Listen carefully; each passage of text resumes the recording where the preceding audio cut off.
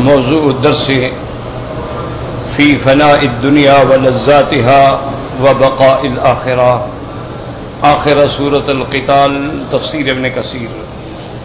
الحمدللہ رب العالمین والصلاة والسلام علی اشرف الانبیاء وسید المرسلین سیدنا محمد وعلی آلہ واصحابہ اجمعین۔ اللهم صل على سيدنا محمد وعلى آل سيدنا محمد كما صليت على إبراهيم وعلى آل إبراهيم في العالمين إنك حميد مجيد۔ أعوذ بالله من الشيطان الرجيم۔ إنما الحياة الدنيا لعب ولهو وإن تؤمنوا وتتقوا يؤتكم أجوركم ولا يسألكم أموالكم إن يسألكموها فيحفكم تبخلوا ويخرج أضغانكم ها أنتم هؤلاء تدعون لتنفقوا في سبيل الله ومنكم من يبخل فإنما يبخل عن نفسه والله الغني وأنتم الفقراء وإن تتولوا يستبدل قوما غيركم ثم لا يكونوا أمثالكم۔ اللہ تبارک و تعالی نے کلام مقدس کی ان آیات مبارکہ میں ارشاد فرمایا ہے کہ انما الحیات الدنیا لعب ولہو، کہ یہ زندگانی دنیا کی جو ہے گویا ایک کھیل اور تماشا، اور اسی کے مناسب آیات جو ہیں وہ کئی مقامات پہ اللہ نے قرآن میں ارشاد فرمائے۔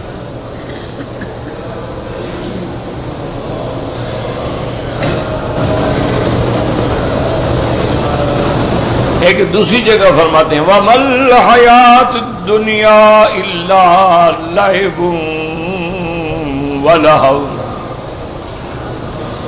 اور مقام میں فرماتے ہیں المال والبنون زینۃ الحیات الدنیا والباقیات الصالحات خیر عند ربک ثوابا وخیر مردا۔ وہاں بھی اللہ نے ارشاد فرمایا ہے کہ مال اولاد یہ تو محض دنیا کی ایک زینت ہے، ایک رونق ہے۔ جیسے اللہ تبارک و تعالیٰ نے ایک اور آیت میں بھی ارشاد فرمایا والخیل والبغال والحمیر لترکبوها وزینہ، اللہ نے فرمایا میں نے تمہارے لیے جو جانور پیدا کیے ہیں، گھوڑے پیدا کیے ہیں، خچر پیدا کیے ہیں، گدھا پیدا کیا ہے، یہ تمہارے لیے ہیں کہ تم ان پہ سواری بھی کرو اور تمہاری ایک زینت بھی ہے۔ اسی طرح اللہ تبارک و تعالی نے کئی مقام پہ فرمایا وَإِنَّ الدَّارَ الْآخِرَةَ لَهِيَ الْحَيَوَانُ لَوْ كَانُوا يَعْلَمُونَ، کہ اصل زندگانی تو آخرت کی ہے اگر تم جانو تو۔ یہ دنیا کیا ہے؟ یہ دنیا تو فانی، یہ دنیا تو قابل فنا ہے، اس سے دل لگانے کا تو کوئی فائدہ ہی نہیں ہے۔ جو چیز فنا ہونے والی ہے اس سے کیا دل لگانا؟ تو اللہ تبارک و تعالی نے کئی مقامات پہ ہمیں سمجھایا، اور اسی لیے ایک پورا واقعہ قرآن نے ذکر کیا کہ اللہ نے ارشاد فرمایا کہ حضرت موسیٰ علیہ السلام کے زمانے کا یہ قصہ ہے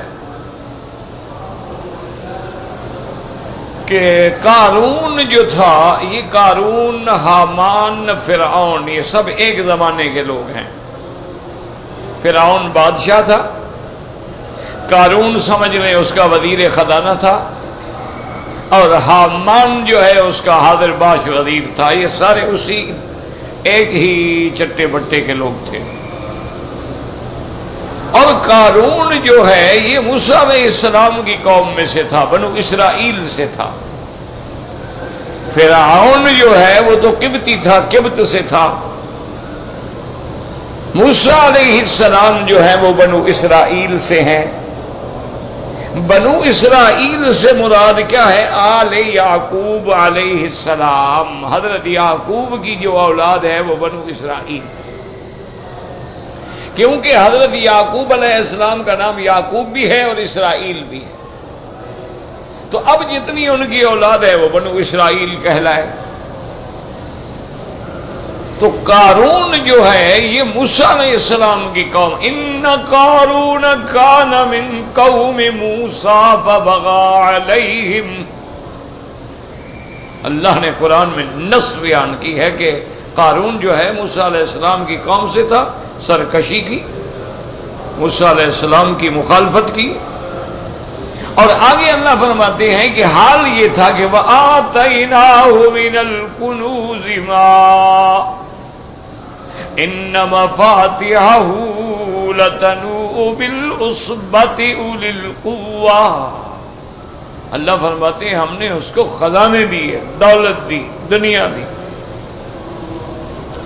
اور اتنی بڑی دولت دی کہ اس کے خزانے کی جو چابیاں تھی نا، وہ چابیاں بھی بندے نہیں اٹھا سکتے تھے، ان چابیوں کے لیے بھی سواریوں کی ضرورت تھی، یا بڑی ایک طاقتور جماعت ہو جو ان کو اٹھائے۔ یعنی جب چابیاں اتنا ہوں گی تو پھر خزانے کتنا ہوں گے؟ تو حکمت ہوتی ہے نا کہ اللہ نے چابیوں کا ذکر کیا، خزانے کا ذکر نہیں کیا، وہ پہلے آ گیا وَآتَيْنَاهُ مِنَ الْكُنُوزِ، اس میں آ گیا۔ آگے یہ نہیں فرمایا کہ اتنا خزانہ تھا، اتنے کمرے بھرے ہوئے تھے، بس آگے چابیوں کا ذکر کر دیا کہ بھئی جب چابیاں اٹھانے کے لیے بھی ایک جماعت کی ضرورت ہے تو خود اندازہ کر لو۔ جیسے اللہ نے قرآن پاک کو غور سے سمجھا کریں، جیسے اللہ نے فرمایا ہے مسئلہ علم غیب میں وَعِندَهُ مَفَاتِحُ الْغَيْبِ، اسی ہی کے پاس ہیں خزانہ غیب کی چابیاں، تو جب چابیاں اس کے پاس ہیں، کوئی دوسرا تو دروازہ ہی نہیں کھول سکتا، تو غیب کیا جانے گا؟ وہ غیب کا علم کہاں سے لے آئے گا؟ اس سے تو دروازہ ہی نہیں کھلے گا، دروازہ تو لاکھ ہے اور چابیاں اللہ کے پاس ہیں۔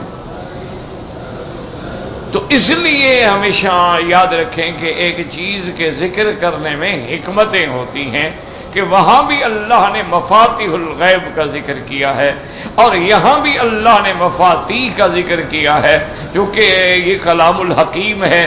جیسے آپ دیکھیں نا جمعہ کے دن کے لیے جو حکم ہے کہ اذا نودی للصلاۃ من یوم الجمعۃ فاسعوا الی ذکر اللہ وذروا البیع، اللہ نے فرمایا جب تم اذان جماعت کی نماز جمعہ کی اذان آئے، ندا آئے، پکار آئے، تو اب تیاری کرو جمعہ کے لیے جانے کے لیے، اللہ کے ذکر کے لیے، اللہ کی نماز کے لیے، اور بیع چھوڑ دو، بیچنا چھوڑ دو۔ تو وہاں بھی اللہ نے فرمایا بیچنا بند کر دو، یہ نہیں فرمایا کہ خریدنا بند کر دو۔ تو اس میں بھی حکمت ہے۔ دیکھیں نا کہ اب خریدار تو ہزاروں ہوتے ہیں، لیکن بیچنے والے تو چلو 50-60 دکان ہوگی، جو 50-60 آدمی ہوں گے، ہزاروں لوگوں کو کنٹرول کرنے تھے۔ اگر آپ 50 دکانیں بند کر دیں، خود بخود کنٹرول ہو گیا، کہاں سے خریدیں گے؟ وہ کہاں سے لے آئیں گے جب دکان یار مارکیٹ ہی بند ہو گئی؟ تو اب ہر کوئی آدمی آرام سے واپس چلے۔ تو اللہ کے ہر حکمت، ہر لفظ میں حکمت ہوتی ہے، اسی لیے فرماتی ہیں کہ ان مفاتیحہ لتنوء بالعصبۃ اولي القوۃ اذ قال له قومه لا تفرح ان اللہ لا يحب الفرحین، اور اس کو اس کی قوم نے نصیحت کی کہ زیادہ نہ اکڑو۔ فرح کا معنی ہوتا ہے خوش ہونا، لیکن جائز خوشی جو ہے وہ تو جائز ہے۔ دیکھیں نا جیسے مسلمان کو جمعہ کے دن خوشی ہوتی ہے، مسلمان کو عید کے دن خوشی ہوتی ہے، مسلمان کو حج کے دن خوشی ہوتی ہے، مسلمان کو جہاد میں کامیابی ہو تو خوشی ہوتی ہے۔ خوشی تو بہت ضروری ہے، یہ خوشی تو یعنی قابل تعریف ہے، اللہ نے خود حکم دیا ہے کہ ہم مومنوں کو جب غلبہ دیں گے تو مومن خوش ہوں. انہوں نے کہا یہاں کے لا تفرح کا معنی وہی زیادہ نہ اکڑو، زیادہ خوشیاں نہ مناؤ، زیادہ اڑنے کی کوشش نہ کرو، آخر انجام جال میں پھنسنا ہے. اب انہوں نے بڑی نصیحت کی کہ دیکھو اللہ نے تمہیں اتنا انعام دیا ہے، دولت دی ہے، خزانے دیے ہیں، تم بھی اللہ کی رضا حاصل کرو، اللہ کو راضی کرو، اللہ کے راستے میں خیرات کرو، اللہ کے راستے میں غریبوں کی مدد سے. کہا کمال کی بات ہے اللہ نے دیے ہیں. کیوں اللہ نے دیے؟ انما اوتیتہ علی علم عندی. تو کہنے لگا یہ میں نے اپنے علم سے، مجھے کاروبار کرنے کا ڈھنگ آتا ہے، میں بزنس کرنا جانتا ہوں، یہ تو میں نے اپنے علم سے کمایا ہے، تم نہیں جانتے، تمہیں نہیں دیا. تمہیں کیوں نہیں دے دیا خدا نے؟ یہ کوئی اللہ نے نہیں دیا، میں نے اپنے علم کے زور سے حاصل کیا. اس لیے اس نے افتخار کیا. جیسے آج بھی بڑے بڑے دنیا میں ایسے لوگ ہیں کہ جن کو اللہ نے عزت دی، غلبہ دیا، دولت دی، وہ سمجھتے ہیں یہ ہماری قابلیت ہے، یہ ہمارا عقل ہے، ہمارے پاس اقتصادیات پر علم ہے، ہم ماہر اقتصادیات ہیں، ہمیں پتہ ہوتا ہے کہ کس چیز میں پیسہ لگانا ہے، کہاں نہیں لگانا ہے. لیکن وہ جاہل یہ نہیں سمجھتے کہ جس عقل پہ تم ناز کر رہے ہو، یہ عقل تم نے بنایا ہے یا خدا نے دیا ہے؟ تم جو کہتے ہو ہمارے پاس عقل ہے، ہمارے پاس تو یہ عقل تمہیں کس نے دیا؟ اللہ تمہیں کھوتا بنا دیتے، گدھا بنا دیتے، تمہیں کند ذہن بنا دیتے، غبی بنا دیتے، کیا کر رہے تھے تم؟ تو سیدھی بات کیوں نہیں کرتے ہو کہ اللہ نے ہمیں دیا ہے؟ اس نے کہا کہ نہیں نہیں، مجھے میرے علم کی وجہ سے حاصل ہوا ہے. تو ایک دن وہ جناب اپنے تمام خادم اور خدام، خدم، حشم، سواریاں اور اس کے خزانے کی چابیوں والے چابی بردار اور خوشامدین کا گروہ اور اعلیٰ لباس پہن کے نکلا اپنی قوم کو دکھانے کے لیے، اکڑ کے ساتھ اور بغاوت کے ساتھ نکلا.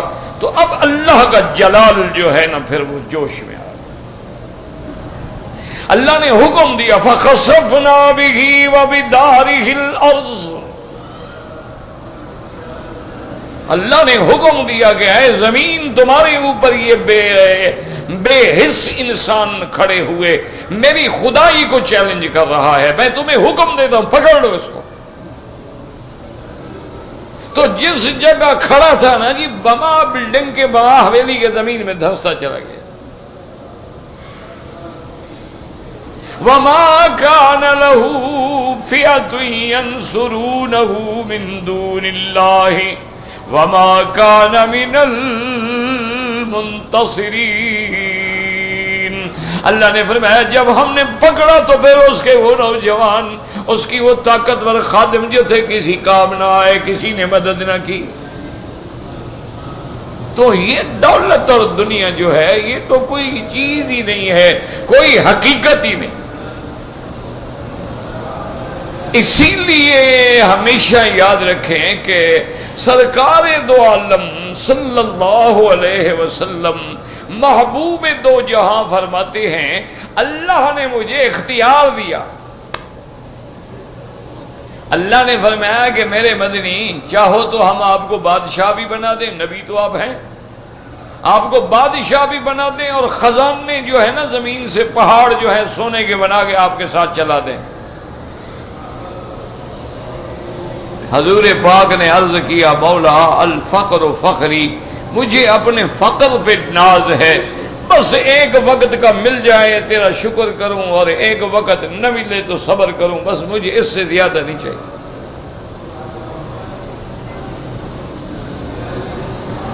یعنی اللہ دے رہے نہیں، مجھے نہیں چاہیے. اچھا اگر اللہ ایمان والوں کو دے دیتے ہیں اس میں بھی وہ ہر حال میں کہتے ہیں کہ یہ اللہ کی نعمت ہے، اللہ کی رحمت ہے، ہم اللہ کا شکر ادا نہیں کر سکتے. اسی لیے حضرت ایوب علیہ السلام جو اللہ کے پیغمبر گزرے ہیں،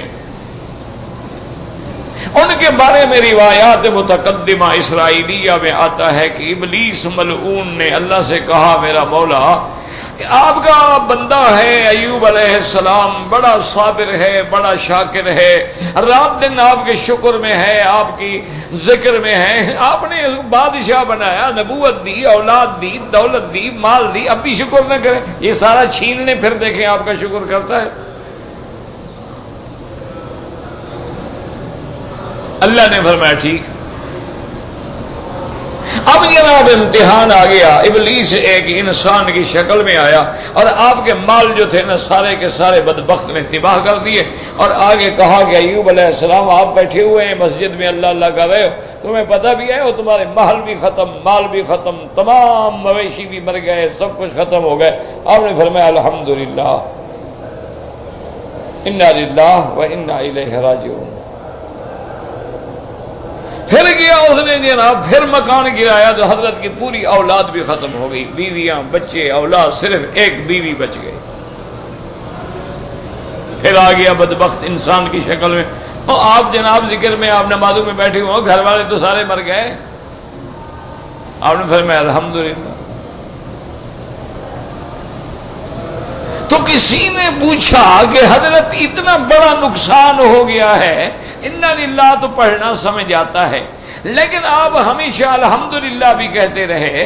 انہوں نے کہا میں نے اس لیے شکر کیا کہ بھئی 2-4 گھنٹے بال بچوں میں، ان کی دیکھ بھال میں، بات چیت میں گزر جاتے تھے، تو شکر ہے اللہ کا وہ وقت بھی بچ گیا، اللہ کا شکر کروں گا۔ پھر خبر ملی کہ آپ کہتے جی کاروبار ہی ختم، مال ختم، کہا الحمدللہ، اچھا اور فارغ ہو گئے، ہم اور زیادہ اللہ کی عبادت کریں گے۔ تو اب ابلیس لعین نے کہا مولا یہ بندہ آپ کا واقعی بڑا شکر گزار ہے، لیکن مجھے استدراجن قوت دے، میں اس کے بدن پہ حملہ کرتا ہوں۔ تو حضرت کے بدن پہ حملہ کیا، آپ بیماری میں مبتلا ہو گئے۔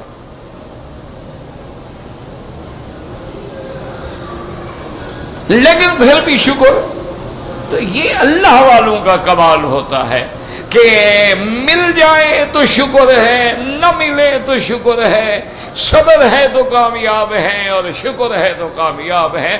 ہر حال میں اللہ کے ہاں کامیابی ہی کامیابی، ان کے نزدیک دنیا کی کوئی حیثیت ہی نہیں ہوتی۔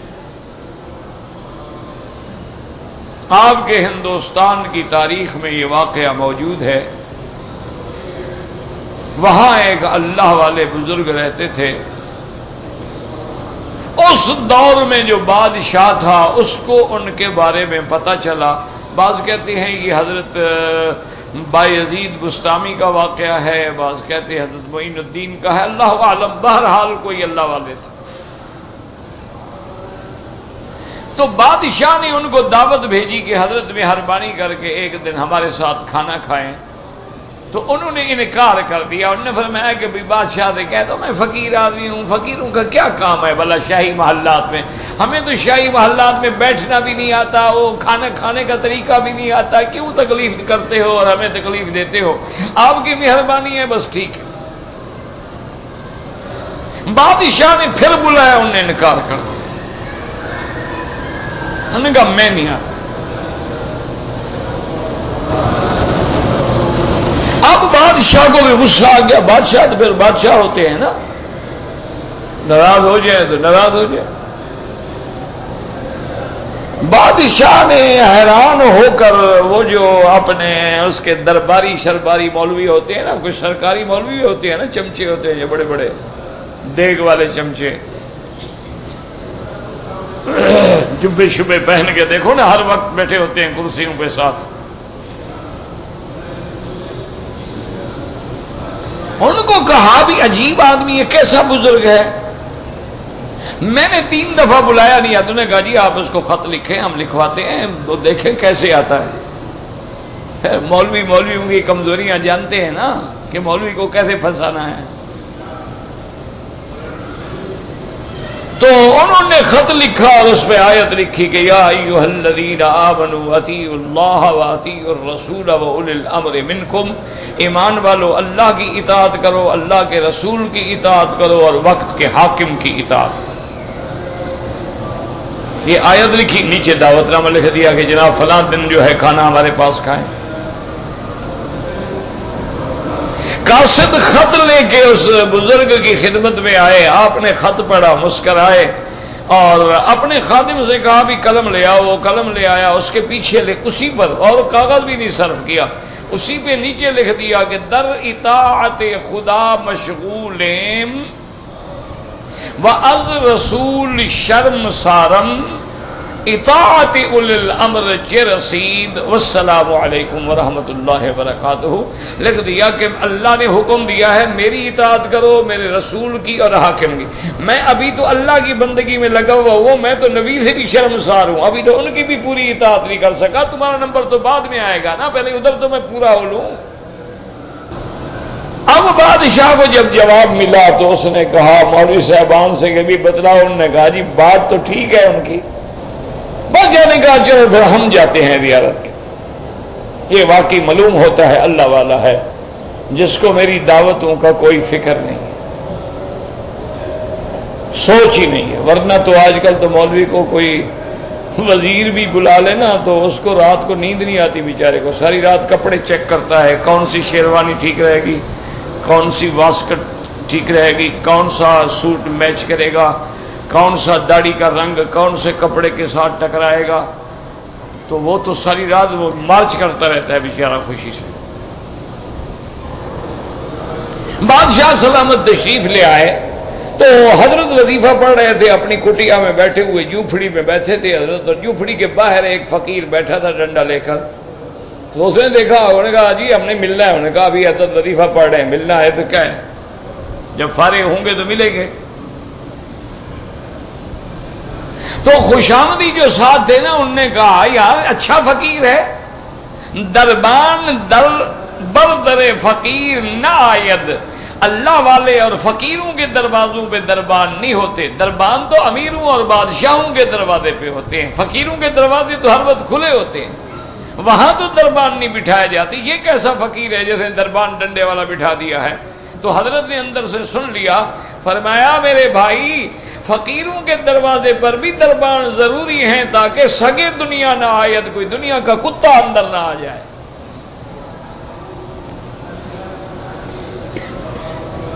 بادشاہ نے کہا جی بس اتنا ہی کافی ہے، کتا تو بنا دیا، باقی کیا رہ گیا ہے۔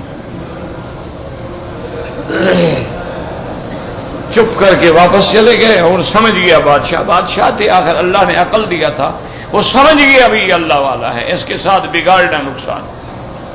واپس چلے گئے اور اس کے بعد ایک پروانہ لکھا کہ ہماری فلاں جاگیر جو ہے وہ آپ کے لنگر کے لیے وقف ہے، کہ لنگر میں سینکڑوں بندے ہر وقت بیٹھے ہوئے ہیں اور ذرائع آمدنی کوئی نہیں ہے۔ تو فقیر نے اسی کے پیچھے لکھوا کے بھیج دیا کہ بادشاہ سلامت، تمہیں دنیا کی بادشاہی ملی ہے، ہمیں رات کی بادشاہی ملی ہے، ہماری بادشاہی کا تم مقابلہ نہیں کر سکتے، میں اس خدا کے دروازے کو چھوڑ کے تیرا بھکاری نہیں بن سکتا۔ انہوں نے کہا ہمیں رات کی بادشاہی ملی ہے کہ جب ہم تہجد میں کھڑے ہوتے ہیں، اللہ سے روتے ہیں، سب کام ہو جاتے ہیں، ہمیں تمہاری بادشاہی کی کیا ضرورت؟ تو اس لیے یاد رکھیں کہ دنیا جو ہے یہ تو کچھ بھی نہیں۔ سرکار دو جہاں کی خدمت میں صحابہ نے آ کے عرض کیا کہ یا رسول اللہ صلی اللہ علیہ وسلم، آپ کی خدمت میں اب بڑے بڑے لوگ بھی آتے ہیں، قبائل کے سردار بھی آتے ہیں، یہود و نصارہ کے وفد بھی آتے ہیں، اور آپ کے یہ کپڑے بالکل سادہ فقیرانہ اور بالکل بوسیدہ، کبھی کبھی ٹانکیاں لگی ہوتی ہیں، اگر آپ ہمیں اجازت دے دیں، اب تو اللہ نے بڑی ہمیں وسعت دی ہے، ایک اچھا لباس ہم آپ کے لیے بنا لیں تاکہ جب باہر کا کوئی وفد آئے تو اس دن تو آپ پہن لیں، عید کے دن پہن لیں، جمعہ کے دن پہن لیں، آگے پیچھے نہ پہنیں۔ حضور پاک نے فرمایا میرے صحابہ، میرے پروانے، ان الملک واضع فاہ علی السور رافع بصرہ الی السماء متى یؤمر ینفخ، اللہ نے جس فرشتے کو سور پھونکنے پہ مقرر کیا ہے اس نے منہ رکھا ہوا ہے اور آنکھیں عرش کی طرف ہیں، کب حکم ہوتا ہے کہ پھونک ماروں؟ تم لباس بنا رہے، پتہ نہیں ابھی قیامت قائم ہو جائے، کیا کر لو؟ مجھے لباس کی کوئی ضرورت نہیں۔ تو یہ اللہ والے اور پیغمبروں کی شان ہوتی ہے، اور پیغمبروں کی اقتدا میں اولیاء اللہ کی اور علماء کی بھی یہ شان ہوتی ہے کہ انہیں بھی کسی کی پرواہ نہیں ہوتی۔ اگر کوئی دنیا داری کام ہو بھی تو ایک دنیا داری سمجھ کے نبھا لیتے ہیں، اصل تعلق ان کا جو ہے ہر وقت اپنے اللہ کے ساتھ۔ تو اس لیے اللہ نے فرما دیا اور سبب بھی بتا دیا کہ منافقوں کو جب جہاد کا حکم ملا تو کیسے بھاگے، اور مومن کیسے خوش ہو گئے، وجہ کہ ان کے ایک منافق اور کافر کے نزدیک یہ دنیا کی زندگانی چیز ہے، اس لیے اس کو تو موت آنے لگی نا، وہ مارے گئے تو مر گئے، جان چھوٹی، گھر گیا، بچے گئے، سب۔ مومن کے لیے تو اگلی زندگی ہے نا، اس نے کہا یار بڑی اچھی بات ہے یار، اگر شہید ہو جائیں گے سبحان اللہ، اور بچ گئے تو غازی کہلائیں گے۔ تو سبب کیا تھا، بیماری کیا تھی، یہ حیات دنیا دنیا کی زندگانی اور اس کی زینت۔ اس لیے اللہ پاک نے قرآن مقدس میں اور حسر کے کلمے کے ساتھ فرمایا کہ انما الحیات الدنیا لعب وَلَهَوْ وَإِن تُؤْمِنُوا وَتَتَّقُوا يُؤْتِكُمْ أُجُورَكُمْ وَلَا يَسْأَلْكُمْ اموالکم۔ کل آپ نے پڑھا اللہ نے حکم دیا کہ اگر ایمان لاؤ، اگر یہ خطاب منافقین کو ہے تو پھر تو کوئی سوال ہی پیدا نہیں ہوتا۔ معنی یہ ہے کہ صحیح معنی میں مومن بن جاؤ، اللہ سے ڈرنے والے بن جاؤ، اللہ تمہیں اس کا اجر دیں گے، اور اللہ تم سے تمہارے مال نہیں مانگتے، تم مرو نہیں کہ مال چلے جائیں گے، اللہ نہیں مانگتے تم سے مال، رکھو اپنے پاس۔ وَلَا يَسْأَلْكُمْ اموالکم۔ اس لیے آپ قرآن میں نظر ڈالیں، ہر پیغمبر نے اپنی قوم کو جب آ کے دعوت دی تو ساتھ یہ بھی بتلایا لا سالکم علیہ اجرا ان اجری الا علی رب العالمین۔ اے میری قوم، میں تم سے کوئی بدلہ نہیں مانگتا، کوئی دولت، کوئی تنخواہ، کوئی پیسہ نہیں مانگتا، میری دعوت، میری محنت کا اجر میرے اللہ کے پاس ہے، میرا اللہ مجھے بدلہ عطا فرمائیں گے۔ تو یہاں بھی فرمایا کہ لا یسألکم اموالکم۔ اب معنی یہ ہے کہ یا تو ایک ترجمہ یہ ہے کہ ظالموں آگے چونکہ ہے نا کہ مال خرچ کرو، تو ہم اپنے لیے مال نہیں مانگتے، جہاں حکم دیا ہے وہاں بھی تیرا بھلا ہوتا ہے، تیرا فائدہ ہوتا ہے، تو خیرات کرتا ہے تیرا بھلا ہوتا ہے، تیرے صدقات کی وجہ سے اللہ بلائیں دور کر دیتے ہیں، اللہ بیماریوں کو ہٹا دیتے ہیں، تیرے صدقات کی وجہ سے اللہ تیرے رزق میں برکتیں پیدا فرما دیتے ہیں۔ اس لیے صحیح حدیث میں آتا ہے، میرے آقا محبوب دو عالم رحمت دو عالم صلی اللہ علیہ وسلم نے فرمایا کہ ہر دن آسمان سے 2 فرشتے نازل ہوتے ہیں اور سارا دن وہ اسی دعا میں رہتے ہیں، اللہم اعط لکل منفق خلفا واعط لکل ممسک تلفا، کہ یا اللہ جو تیرے راستے میں خرچ کریں ان کو اور بدلہ عطا فرما، اور جو بخل کریں ان کے مال میں بربادی پیدا فرما دے۔ سارا دن وہ دعا کرتے رہتے ہیں، اور اللہ نے قرآن میں بھی وعدہ کر دیا وَمَا أَنفَقْتُم مِّن شَيْءٍ فَهُوَ يُخْلِفُهُ۔ اللہ نے فرمایا جو کچھ تم اللہ کے راستے میں خرچ کرتے ہو اللہ اس کا بدلہ تمہیں عطا فرماتے ہیں۔ اب وہ بدلہ کبھی دنیا میں مل جاتا ہے، اور دنیا میں نہ ملے تو آخرت کے اندر تو یقینی ہے۔ اس لیے اللہ نے فرمایا کہ ہم تم سے مال اپنے لیے نہیں مانگتے، بلکہ جو فائدہ ہے وہ تمہارے لیے ہے۔ اور بعد نے فرمایا کہ لا یسألکم اموالکم، ہم تم سے سارا مال تو نہیں مانگتے کہ سارا دے دو۔ کیا ہے، وصیت کرو تو سلس میں کرو، اور زکوٰۃ دو تو 2.5% دے دو، اور عشر نکالو تو یا 10واں حصہ یا 20واں حصہ دے دو، اور اگر اللہ بکریاں دے تو 100 بکری میں جا کے 1 بکری دے دو۔ یہ کیا ہے، جب 100 ہو تو 1 بکری دے دو، کیا ہو جائے گا؟ اس لیے فرمایا کہ ہم تم سے تمہارا سارا مال نہیں مانگتے۔ إِن يَسْأَلْكُمُوهَا فَيُحْفِكُمْ تبخلوا ويخرج اضغانكم. لفظ یاد رکھو، لفظ قرآن میں کیا ہے؟ ان يسألكموها فيحفكم. احفا یاد رکھو، ایک ہے اعفا، ایک ہے احفا. دونوں لفظوں کو خیال رکھو، یاد رکھو. ایک ہا کے ساتھ ہے احفا اور ایک عین کے ساتھ ہے اعفا. اعفا کا معنی بڑھانا، احفا کا معنی کٹانا. جیسے کہ نبی پاک نے رحمت دو عالم صلی اللہ علیہ وسلم نے فرمایا اعف اللحى وحف الشوارب. حضور نے فرمایا داڑھیوں کو بڑھاؤ اور مونچھوں کو کٹاؤ. جیسے دوسرے مقام پہ فرمایا اعف اللحى وقص الشوارب، داڑھی بڑھاؤ اور مونچھیں کٹاؤ. مسلمانوں نے بھی کہا کہ مدنی ہماری جان تو تم پہ قربان ہے، لیکن تیرا حکم نہیں مانیں گے. ہم مونچھیں بڑھائیں گے اور داڑھی مڈا کے تیری مخالفت کریں گے. ویسے جان قربان ہے کملی والے پہ، لیکن بلبل بھتیجے کی ہے. ایسے پوچھو تو کہنے ہیں جی سبحان اللہ، کملی والے پہ تن من دھن میرا قربان ہے، داڑھی ہاں جی بیوی ناراض ہو. کلمہ شریف آدمی نے بیوی کا پڑھا ہے نا. قیامت میں میرے خیال میں بیوی چھڑائے گی انشاءاللہ، قبر میں بھی آئے گی تمہاری خیال کرنے.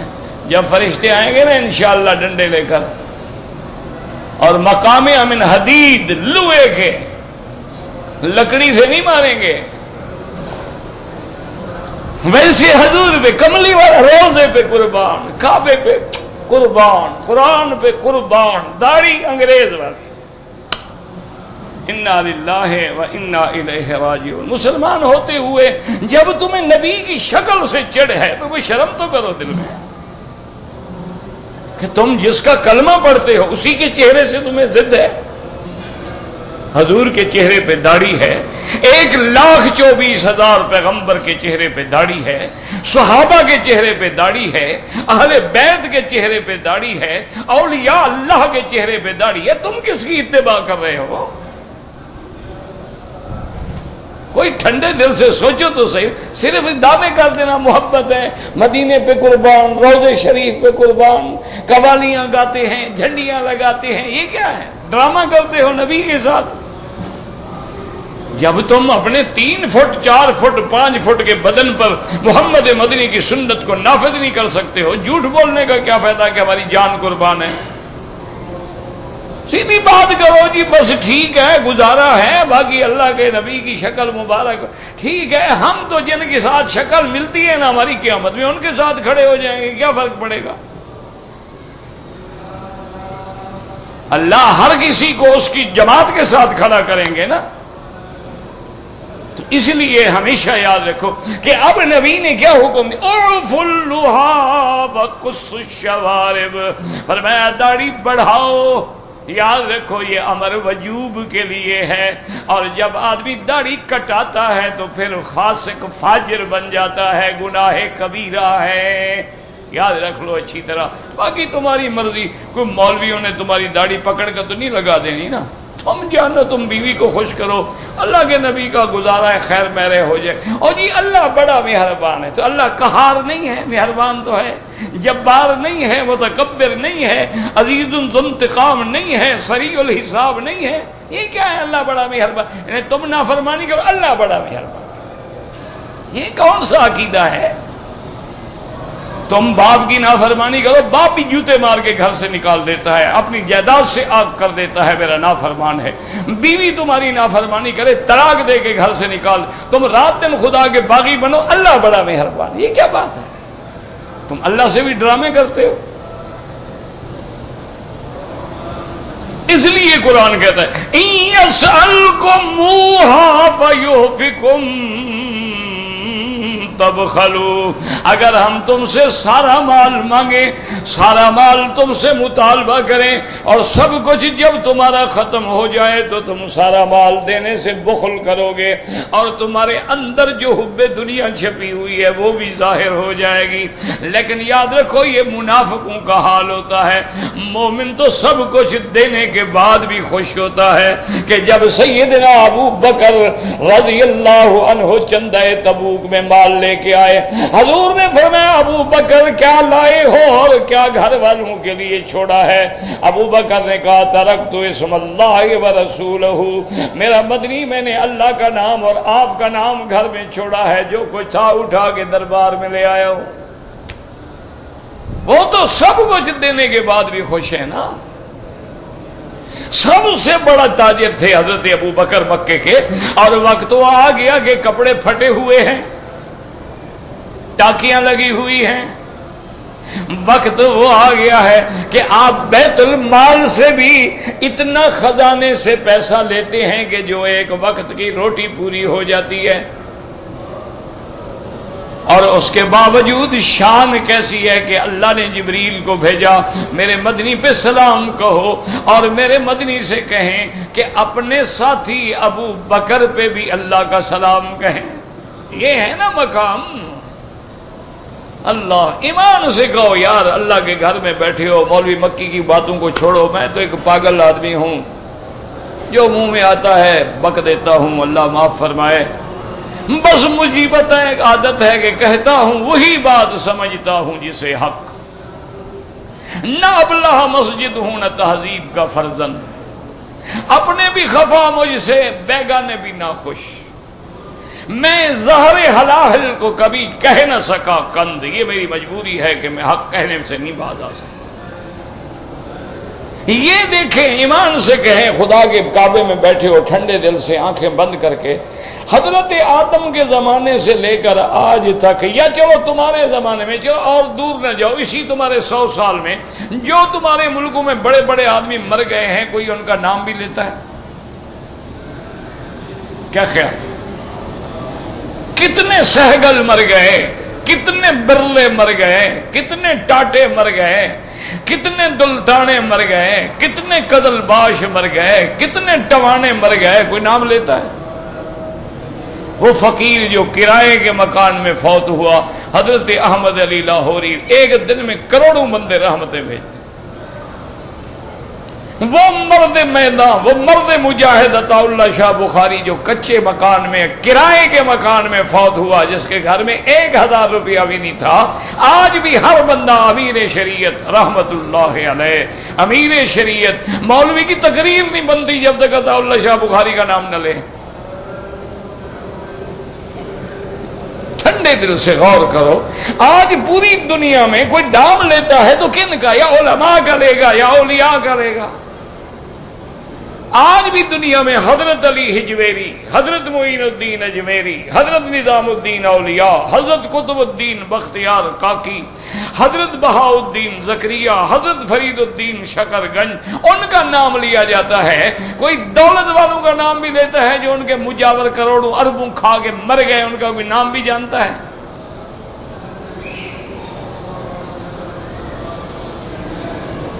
تو اسی سے سوچ لو کہ دنیا کیا ہے اور آخرت کیا ہے. تمہارے سامنے قصہ سارا آ جائے گا. اللہ نے فرمایا اگر ہم سارا مال مانگ لیں نا، پھر تو تمہیں تو بخار ہو جائے گا، پھر تم بخل کرو گے اور تمہارے اندر کا جو سارا عیب ہے نا وہ بھی باہر نکل کے. اس لیے ہم نے تمہیں حکم دیا ہے کہ اللہ کے راستے میں خرچ کرو، لیکن وہ بھی ایک مقدار ہے، سارے کا حکم نہیں دیا ہے، اور جو دیا ہے اس کا فائدہ بھی تمہیں ہوگا. تو دعا کریں اللہ ہمیں ایمان پہ ثابت قدم رکھے، اور اللہ ہمیں حضور صلی اللہ علیہ وسلم کی سچی محبت، صحیح معنی میں عشق اور صحیح معنی میں غلامی اور اطاعت نصیب فرمائے.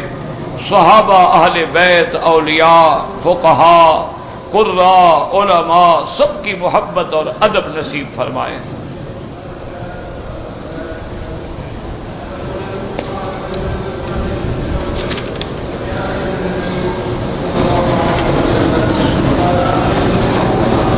کہتے جی کہ میں یہودیوں کے ساتھ جہاد کرنا چاہتا ہوں. بالکل کریں جناب، کس نے آپ کو منع کیا ہے؟ لیکن جہاد کس چیز سے کرو گے؟ یہ بھی تو ہمیں سمجھاؤ نا کہ بپسی تو تم ان کی پیتے ہو، 7 اپ بھی تم ان کا پیتے ہو، برگر بھی تم ان کا کھاتے ہو، پیزا بھی ان کا کھاتے ہو. یہ جناب شام کو جو دودھ پیتے ہو چائے میں، یہ لونا دودھ ہے، یہ سونا دودھ ہے، یہ مونا دودھ ہے، یہ بھی سارا یہودیوں کا مال ہے. جہاد کیسے کرو گے؟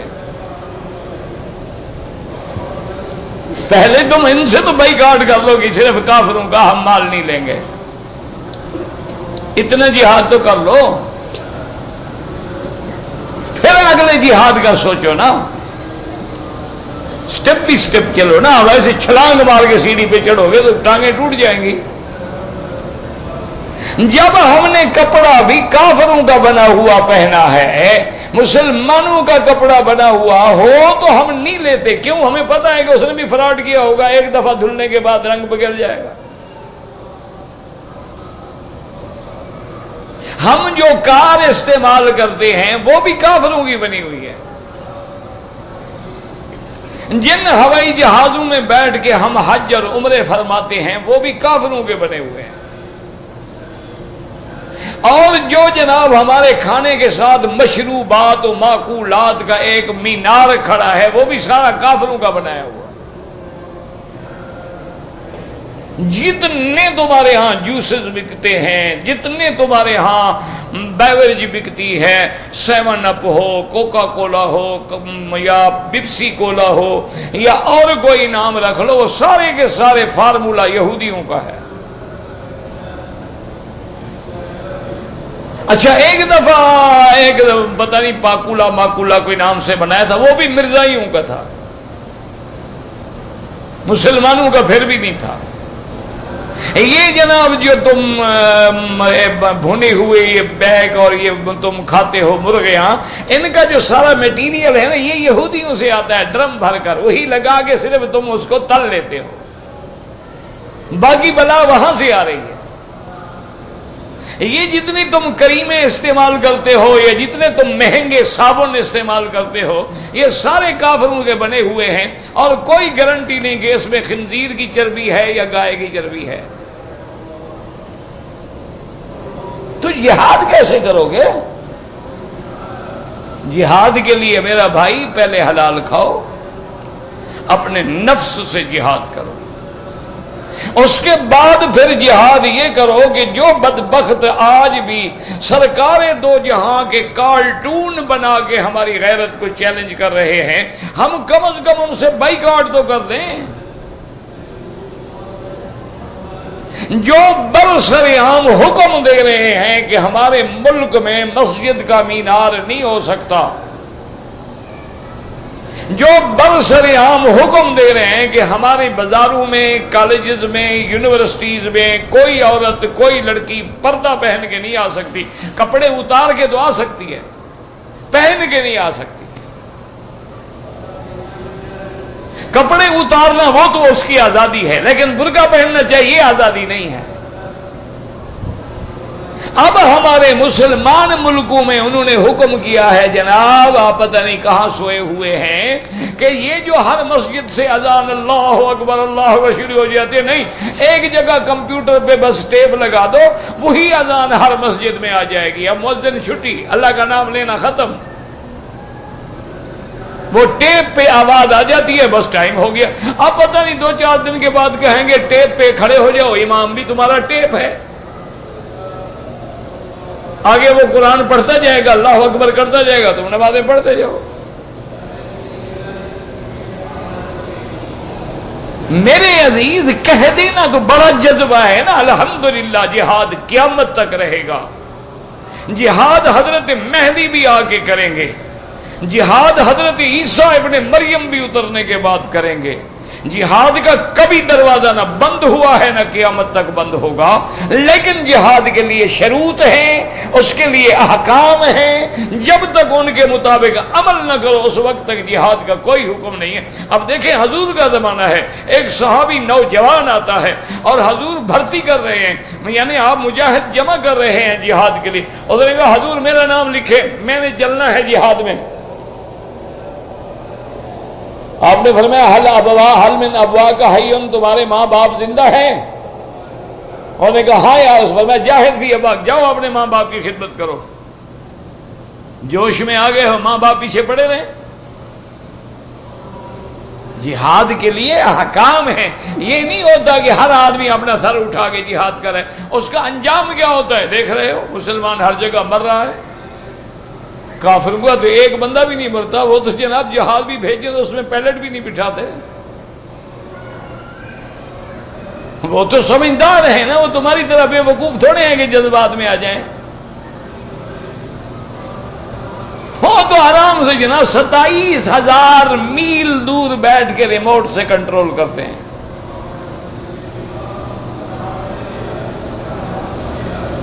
تمہیں اگر کچھ علم آیا ہے، تم نے یہ سیکھا ہے کہ جہاں مسلمانوں کا کوئی اجتماع ہو، نماز ہو، جماعت ہو، جلوس ہو، وہاں بم رکھ دو، ریموٹ سے اڑا دو، بس مسلمان مر جائیں. وہ شام کو خوش ہوتے ہیں، وہ کہتے ہیں ماشاءاللہ کیسے احمق لوگ ہیں، بھائی کو بھائی مار رہا ہے، ہم نے تو پیسے دینے ہیں نا، اور کیا ہے. انا للہ و انا الیہ راجعون. اللہ سے ہدایت مانگو، بالکل اللہ مجاہدین کے لیے دعائیں کرو، مجاہدین کی نصرت کرو ہر لحاظ سے، لیکن جہاد کے لیے شریعت کے احکام کے مطابق اللہ سے دعا کرو، اللہ وہ حالات پیدا کریں کہ ہم اسلام کے احکام کے مطابق کفار کا مقابلہ کر سکیں.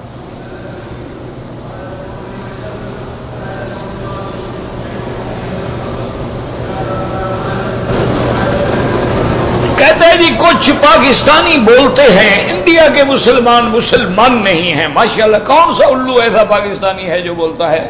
یہ تمہارے دماغ کے اندر خناس ہے، وہ پاکستانی کوئی ایسا نہیں بولتا. بلکہ ہم تو سمجھتے ہیں کہ ہندوستان کا مسلمان ہمارے مسلمانوں سے زیادہ مضبوط ہے. کیوں؟ ہم مسلمان ملک میں رہتے ہیں، اس کا کفر کے ساتھ مقابلہ ہے.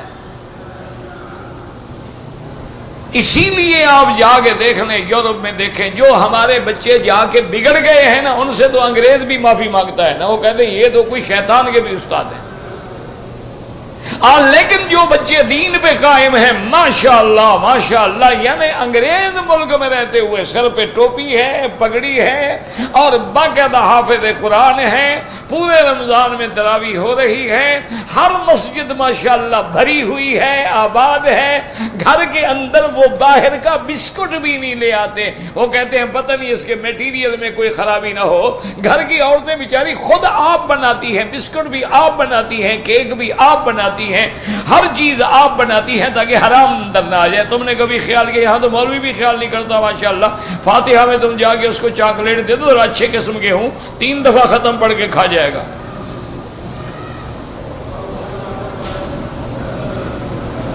ہاں لیکن شرط یہ ہے کہ چاکلیٹ کسی اچھی کوالٹی کے ہوں، یہ عام سے نہ ان ٹکے والے وہ نہیں. کیوں؟ دیکھو نا، ختم پڑھنے کے لیے بھی تو زور لگتا ہے نا. تم نے کبھی دیکھا ہے مولوی صاحب نے باجری کی روٹی اور کھٹی لسی کھٹی دال پہ ختم پڑھا ہو؟ کبھی دیکھا؟ ایمان سے کہو، کعبہ شریف میں بیٹھے. اچھا میرا اعتبار نہ ہونا، اس دفعہ جانا مولوی صاحب کو بلانا گھر میں، اس کو بلا کے 3 دن کی دال جو بچی ہوئی ہے نا کھٹی، اور 3 دن کی کھٹی لسی اور ڈال کے اتنا بڑا باجرے کا روٹی جو بندے کو مارو تو مر جائے، وہ سامنے رکھ دو، کہو حضرت ختم شریف پڑھو اور اس کو کھاؤ. تمہیں گالیاں دیتے ہوئے نہ اٹھ جائے تو جو مرضی آئے مجھے کہنا، تمہیں اجازت ہے.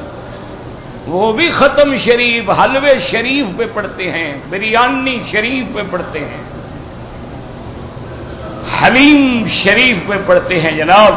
وہ بھی اب تو ماشاءاللہ 5 اسٹار ہوٹلوں میں آگے ختم شریف پڑھتے ہیں، اور صاحب سے کہتے ہیں ثواب مجھے دے دو. اس نے کہا میں نے ثواب تجھے دیا، اس نے کہا میں نے بھی تجھے دیا، اس نے کہا میں نے بھی تمہیں. اب وہ الو کا پٹھا ہے کہ وہ سارا اکٹھا کر کے تمہارے ماں باپ کو دے دے گا. وہ اپنے ماں باپ کو کیوں نہ دے دے؟ تم نے تو دے دیا اس کو. کیا چکر ہے؟ وہ بھائی خیرات ہم نے کی، پتہ نہیں قبول بھی ہوئی ہے کہ نہیں. ثواب دیا، ثواب کا پتہ ہے ہمیں ملا ہے، پتہ ہے اللہ قبول ہی نہ کرے، ثواب ملے ہی نہ، تو ہم کیا دے رہے ہیں؟ بس ایک رواج ہے بنایا ہوا ہے، اللہ معاف کرے. کہتے ہیں جی، فرمایا اس کا پانی پتہ نہیں کیا، کھمبھی جو ہوتی ہے، پتہ نہیں آپ نے کیا لکھا ہے، کھمبھی کیا ہوتی ہے. میں پاکستان سے آیا ریاض سے آیا مکہ، جمعہ پڑھا، احرام نہیں باندھا، عمرہ بھی قضا کرو اور ایک بکری دم بھی ادا کرو. تم میقات سے آئے ہو اور بغیر احرام کے آئے. ہاں کوئی کاروبار ہو، کام ہو، کمپنی نے بھیجا ہے، کوئی ڈیوٹی ہے، پھر کوئی جرمانہ نہیں. ربنا تقبل منا انك انت السميع العليم وتب علينا انك انت التواب الرحيم. اللهم سلمنا ولا تسلمنا وامنحنا ولا تمتحنا اللهم اکرمنا ولا تهنا اللهم زدنا ولا تنقصنا اللهم اعطنا ولا تحرمنا اللهم آثرنا ولا تؤثر علينا اللهم اجعلنا في زمانك وامانك واحسانك وصلی اللہ تعالی علی خیر خلقہ سیدنا محمد وعلی آلہ وصحبہ اجمعین اجمعین اجمعین اجمعین اجمعین اجمعین اجمعین اجمعین اجمعین اجمعین اجمعین